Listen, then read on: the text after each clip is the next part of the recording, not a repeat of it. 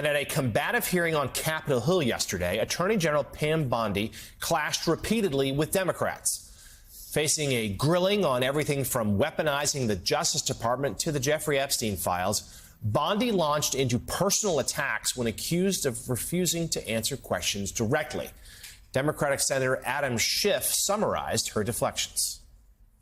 I think it's valuable that the American people get a sense of what you've refused to answer today. So these are just some of the questions you refused to answer, or have answered with personal attacks on members of this committee. You were asked whether you consulted with career ethics lawyers, as you promised you would do during your nomination hearing, when you approved the president receiving a $400 million gift from the Qataris. You refused to answer that question. You were asked who or what role you may have played, or who played the role in asking that Trump's name be flagged in any of the Epstein documents gathered by the FBI. You refused to answer that question.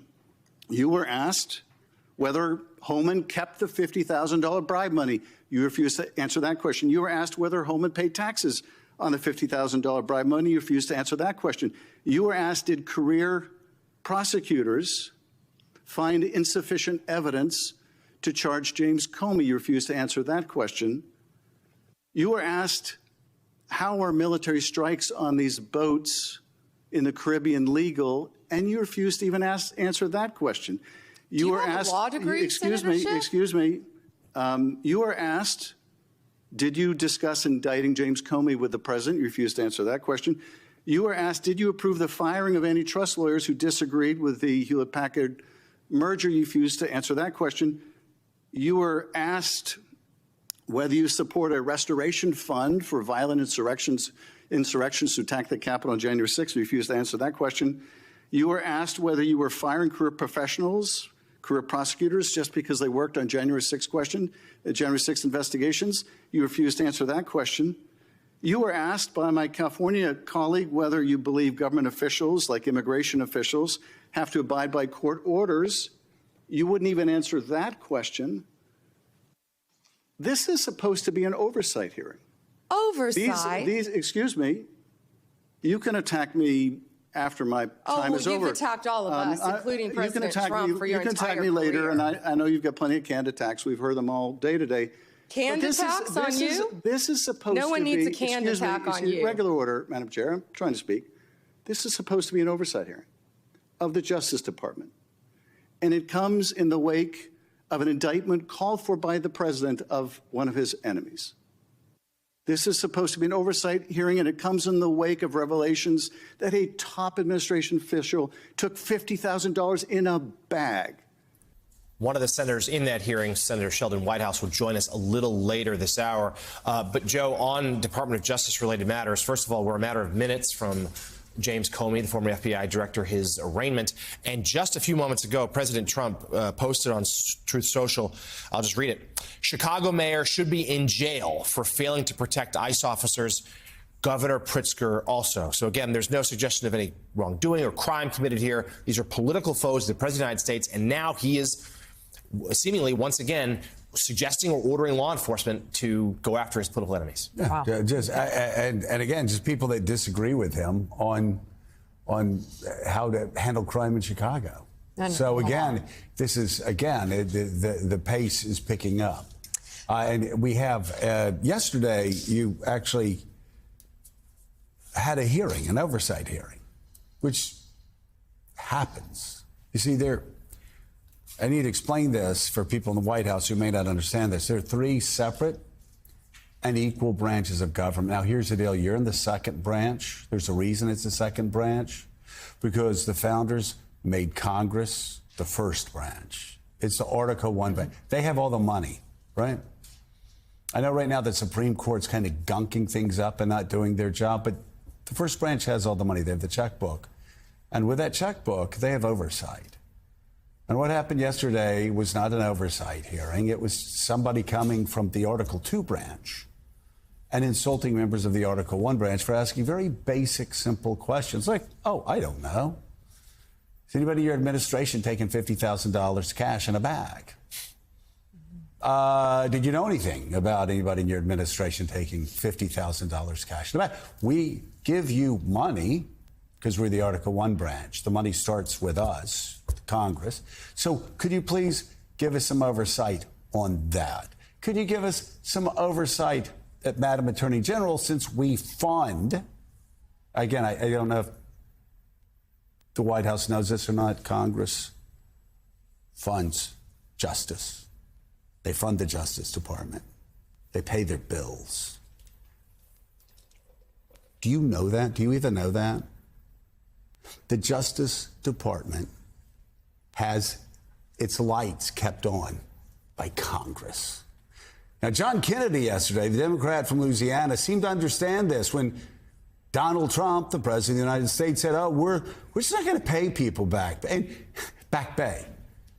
John Kennedy said, you'd better read the Constitution, Mr. President, because you don't have that power. And so Congress pays the bills, so Congress has oversight of the places that it funds, including the DOJ, including all of the agencies where these people are running around acting like they're little kings or little princes or little princesses. Now, we don't have like a monarchy.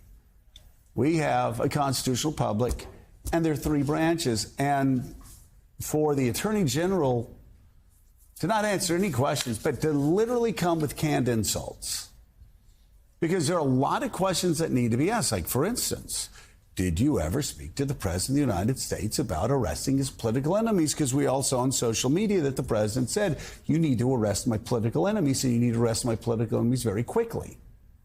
So, it seems to me, in any Congress, in any year, since this constitutional republic was founded, this is a question that members of Congress would ask members of the administration. Yesterday, not a single answer. And as J. Mart said early on, you know, we're supposed to be shocked and stunned and deeply saddened. I'm just not. That hurts. As J. Mart said, that hurts the Republicans. That hurts the administration. That hurts Pam Bondi. That hurts the Justice Department to come off looking that way. It just does.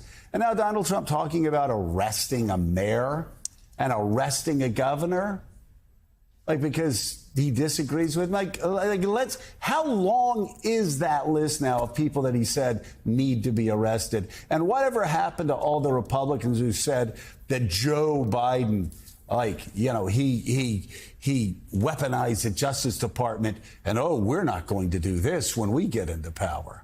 It just keeps going. Add to the list. Over all the things they said they were not going to do. Free speech, forget about it. Forget about it. Cancel culture, forget about it. They're more into it than ever. Like Hunter Biden's chased around for what? $3 million for selling NFTs or whatever they're called and making $1,000 here and there. You know the tens of billions of dollars that are like floating around, the hundreds of millions of dollars that is floating around from foreign governments and cryptocurrency and everything. I mean, the hypocrisy is just outrageous. And you just wonder when there are going to be more Republicans who say, yeah, you know, this doesn't end well. This doesn't end well for us, Republicans.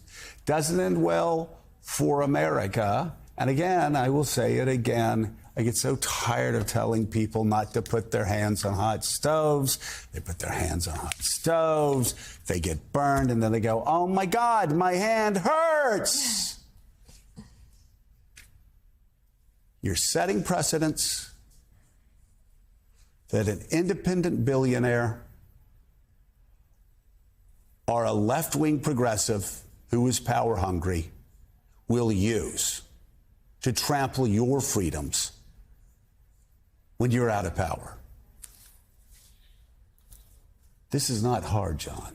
This is not hard. This is not hard. At what point do Republicans gain control of their senses to tell people, stop?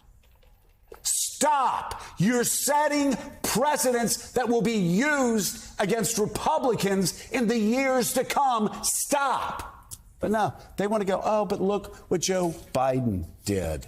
Oh, what Joe Biden did was really? Did Joe?